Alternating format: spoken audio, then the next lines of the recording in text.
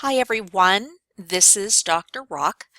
This very brief tutorial will review with you communication basics.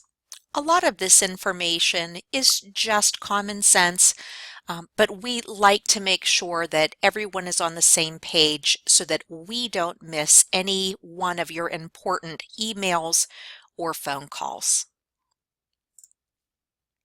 Okay. So when you are making live phone calls, please do what you can to minimize background noise. If you're calling at home or in the workplace, it may be beneficial to find a quiet place where there's minimal background noise so that we're able to hear you. We want to give you our time and our attention as best as we're able. Please be in a place and in a situation where you can give your full attention to the call. And also, it's often very handy to have a pen and paper ready to write things down. If you are leaving a voicemail, it's important that you speak slowly and clearly. We ask that you spell your last name and include your Frostburg State University student ID number. It's also very important that you include a callback number because sometimes the phone numbers that we have on file are no longer correct or somebody has changed their phone number. So please make sure that all of those components are included in your email, or excuse me, in your voicemail. Regarding email communication, it's very important that you only ever use your FSU email account.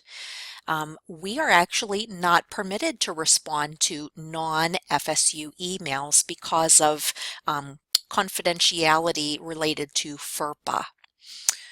Make sure that you always use correct netiquette, which I'll talk about in the next slide. Always include your name, a greeting and salutation, and your FSU student ID number once again. So netiquette is basically just the etiquette or social rules that govern electronic forms of communication. How you might communicate with your friends via instant messaging or texting or email is not necessarily acceptable in the university environment. All electronic communication should follow the conventions for scholarly discussion. This includes the use of correct spelling, proper grammar and capitalization, and complete sentences. In addition, your writing should reflect a respect for others and differences in opinion, and all communication should be written in a formal tone. Last but certainly not least, I just want to call your attention to our communication policy. Our business hours or hours of operation are Mondays at 8 a.m. through Fridays at 4:30 p.m. Once you have left a voicemail or sent an email, please allow 48 business hours for a reply from the person you contacted. If you send an email, you may copy additional personnel if that is appropriate.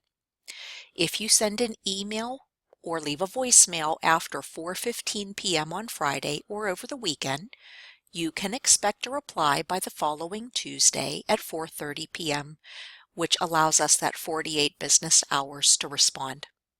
Thank you so much for your time.